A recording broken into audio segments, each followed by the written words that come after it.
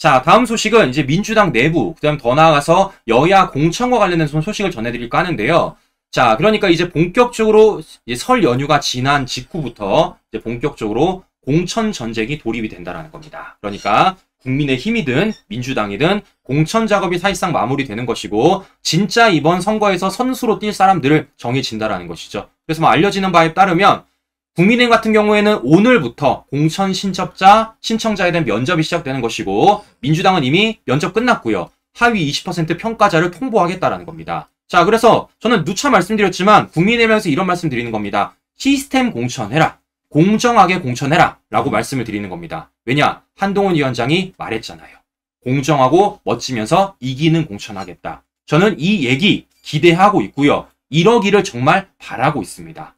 자, 그렇기 때문에 앞으로 어떤 공천과 관련 얘기가 나올지 저는 좀 전해드릴 거고요. 자, 여기서 우리가 집중해야 될 공천은 바로 누구냐? 민주당입니다. 자, 무슨 얘기냐? 지금 이재명은 이 민주당 공천 작업 중에서 계속해서 갈등설이 나오고 있지 않습니까? 특히 친문과 친명이 싸우고 있어요. 그러니까 이재명은 뭐 하고 있습니까? 그게 죄악이다. 그거 이관계 경계된다. 라고 말하고 있지만 사실 이거 겉다르고 속다른 거 아닙니까? 그렇지. 자기가 지금 이관계를 갖고 자기가 지금 편 나누기를 했잖아요. 그러니까요. 자, 무엇보다 이재명이 아무리 이러더라도 현장에선 절대 안 그런다라는 겁니다. 무슨 얘기냐? 오늘 보도를 보니까요. 실제 부평을 사실 민주당이 굉장히 유리한 지역구입니다. 그러니까 공천받으면 거의 되는 지역구예요. 이렇다 보니까 친문과 친명이 내전을 벌이면서 한쪽에는 네가 배신자다, 한쪽에는 친명팔이 하지 말아라 라며 서로 싸우고 있다는 겁니다. 즉 아무리 이재명이 이런 메시지 내더라도 민주당 내부에서도 이재명이 겉다르고 속다르다는 걸 알고 있고 실제 현장에서는 서로 손가락질하고 있다는 걸 확인해 볼 수 있다는 것이죠. 무엇보다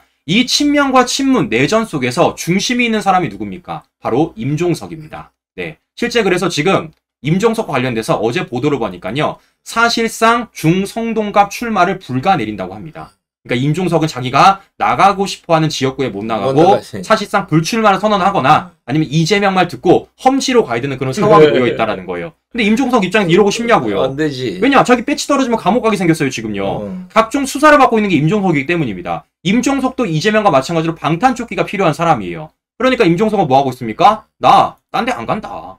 끝까지 이 지역 고려하겠다라고 말하고 있다는 겁니다. 고수를 하고 있는 거예요. 그럼 어떻습니까? 이 임종석을 두고 지금 민주당에서는 내부 갈등이 더 커지게 될 것이고 그 내부 갈등 속에서 이재명은 대가리가 아주 깨질도록 아플 예정이라는 것이죠.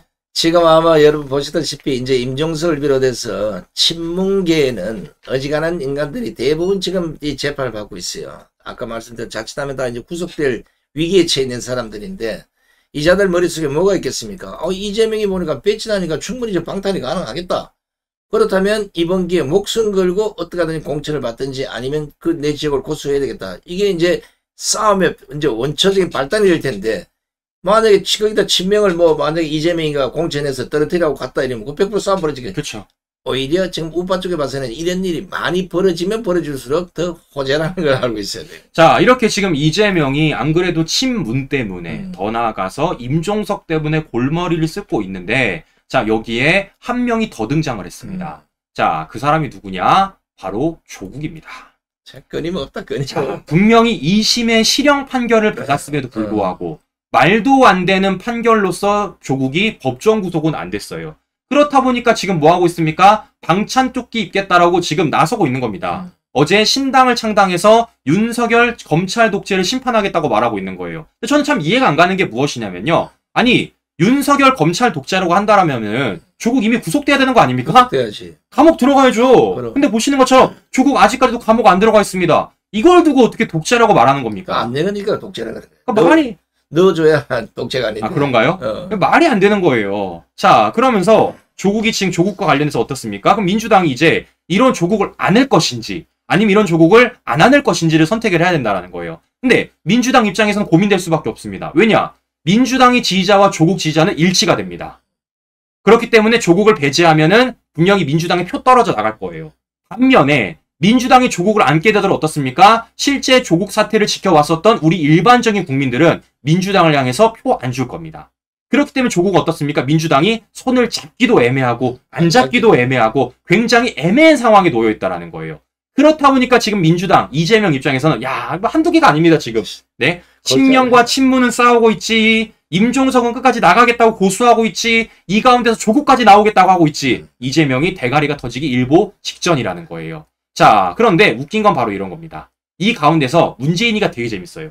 자, 어제 조국이 문재인을 만나러 갔습니다. 그러면서 문재인이 이런 얘기를 했습니다. 신당 창당 불가피성을 이해한다. 그러니까 사실상 조국의 출마에 대해서 긍정적인 의견을 내는 거예요. 신당 만들어도 돼. 그렇죠. 그런데 이런 가운데서 문재인이가 어떤 짓을 했느냐. 조국을 만나기 직전에 조국을 비판한 공지영의 신간을 추천했더라는 겁니다. 자, 저는 이거 전형적인 문재인의 정치 전략이라고 생각을 합니다. 항상 이래왔어요. 항상. 그러니까 보시는 것처럼 문재인도 겉다르고 속다르는 정치를 그동안 이어왔는데 지금 자신이 민정수석과 법무장관으로 임명했었던 과거 조국에게 마음의 빚이 있다고 말했던 문재인조차도 야, 조국 안 돼. 조국 안 되겠다. 라고 생각을 해서 겉으로는 조국에 대해서 박수를 쳐주고 있지만 속으로는 조국을 향해서 X표를 그리고 있다는 거예요. 그래, 이게 문재인부터 시작해서 이재명, 조국, 좌파 전체 물어볼 것 없어요. 전부 이중적이잖아요, 전부 다. 겉다르고 속다르다는 게 저런 식으로 나타나고 있는 거예요. 그게 본인이 하는 행동이 지금 앞으로 이후에 벌어질 행동을 전혀 얘기를 못하고 사는 사람들이에요.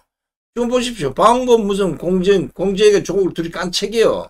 근데 그걸 갖다가 추천해놓고 조국이 오니까 그래 신당 만들어. 처음 해도 돼.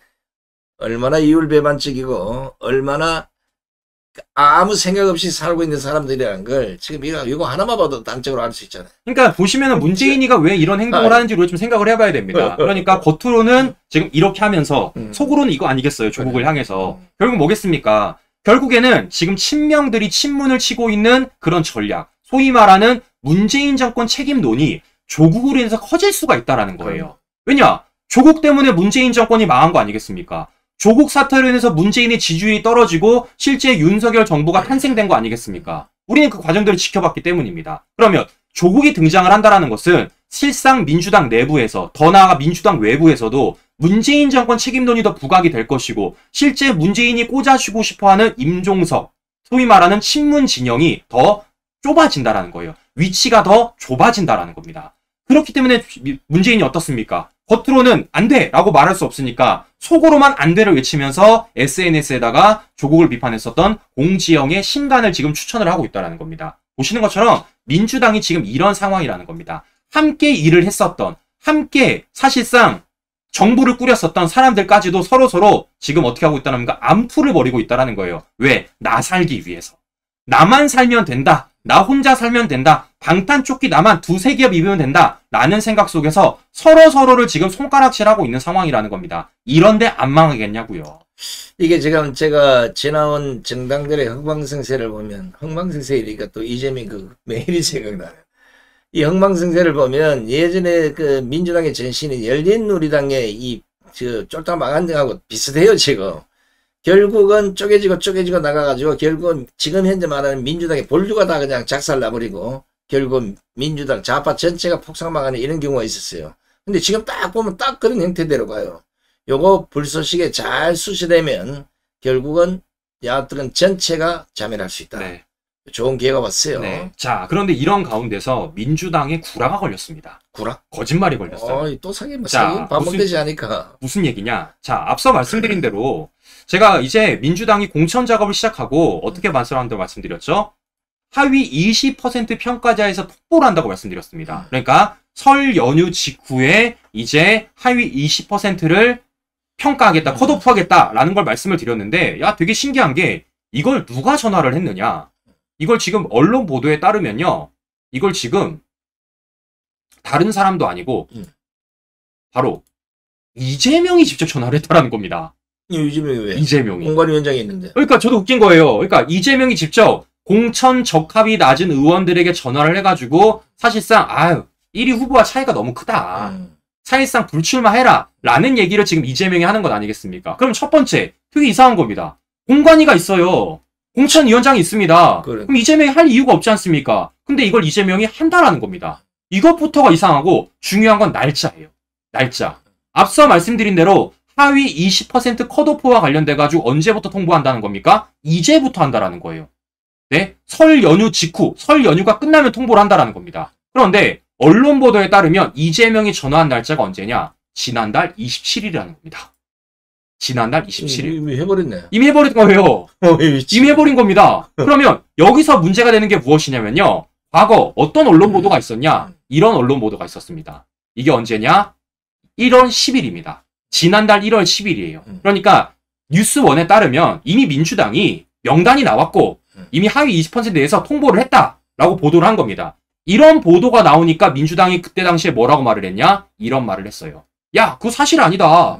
그거 가짜뉴스다. 라고 말을 하면서 또 뭐라고 말했냐? 그거 당내 분열을 노린 정치 공작이다. 라고 말했던 게 민주당이었습니다. 이게 언제냐? 지난달 1월 11일입니다. 그런데 막상 뚜껑 열어보니까 그러니까. 어떤 겁니까? 거짓말이었잖아요. 했잖아. 지난달 27일. 네. 누가? 이재명이 이미 했잖아요. 근데도 불구하고 민주당 어떻습니까? 마치 안 한 것처럼, 그것이 가짜 뉴스인 것처럼 얘기를 하고 있었다라는 겁니다. 자, 보시는 것처럼 민주당은 원래부터 저랬다. 결국 뭐겠습니까? 컷오프고 나발이고 공전 경창이고 시스템 공정이고 다 필요 없다. 무조건 이재명에 줄 서는 사람만 공천 주고 이재명의 사당화를 위한 공천 작업이 이미 시작이 되었다라는 것을 우리가 확인해 볼 수 있는 것이죠. 지금 그 20%의 점수가 낮은 사람들이 이재명이가 연락을 했다는데, 그럼 공관위원장이 무슨 필요가 있고 공관위원이 무슨 필요가 있겠어요? 당대표 혼자 다 하면 되지. 자, 중요한 거는 이게 이제 흔히 말하는 이제 공천 적합도라 그럽니다. 이 공천 적합도를 심사를 해서 공천이 가능한지 아닌지를 이제 서열로 따져가지고 하위 20%인데 이재명이 전화를 하겠죠. 당신은 공천 적합도에서 이래저래 하자가 됐으니까 불출마를 선언하는 게 맞을 것이다. 요 유도를 하기 위해서 아마 이재명이 나선 것 같은데, 이거 만약에 이재명이 전화 받고 그대로 수긍한다 이러면 그런 자는 국회에 있으면 안 돼요. 자, 무엇보다 또 한 가지가 걸렸던 게 무엇이냐면 결국 이재명이 쇼를 했다라는 거예요. 자, 무슨 얘기냐면요. 잘 보세요. 지금 이재명이 실제 컷오프 명단과 관련돼 가지고 직접 전화를 했다는 거 아니겠습니까? 이게 언제라고요? 지난달 27일이라고요. 27일. 자, 그런데 그럼 이걸 통해서 우린 뭘 할 수 있겠습니까? 이재명은 공천 가운데서 컷오프 대상자를 이미 알고 있었다. 그렇죠. 더 나아가서 어떤 사람들이 공천 받을 걸 이미 알고 있었다라는 거예요. 명단 들고 있었다라는 겁니다. 그런데 이재명 과거에 어떤 일이 있었습니까? 이재명 이런 일 했었어요. 공관위에 면접 심사 받았습니다. 마치 자신도 공정하게 경선하는 것처럼, 그러면. 마치 공천 받는 것처럼 최선 다해 답변했다. 경선 공평해야 된다고 말했던 이재명입니다. 이게 언제인 줄 아세요? 1월 31일. 1월 31일입니다. 1월 31일. 발표한 그 뒤네. 그죠? 그러니까 이재명이 이미 컷오프와 관련돼서 명단 들고 직접 전화가 한 게 27일인데 이미 명단 나왔는데 이재명은 31일 날 쇼하면서 면접 심사 보러 갔다라는 거예요. 이게 얼마나 웃깁니까, 친구 여러분?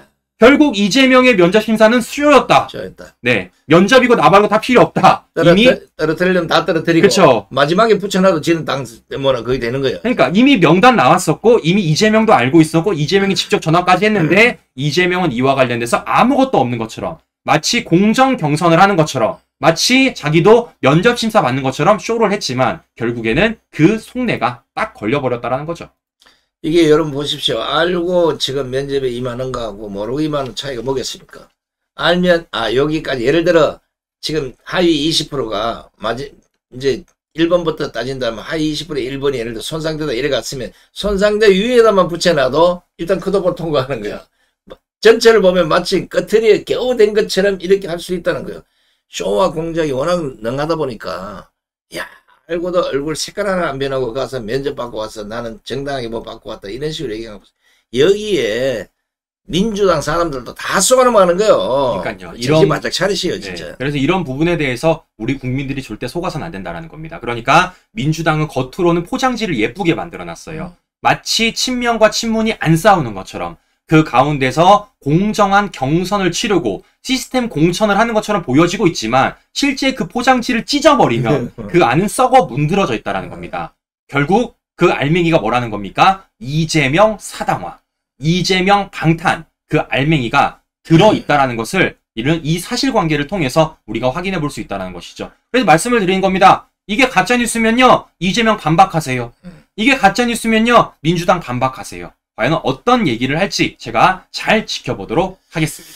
자, 옛말에 뭐 흥정은 붙이고 싸움은 말리라는데 지금 전시에는 반대가 됐어야 돼요. 흥정은 말리고 싸움은 붙여라.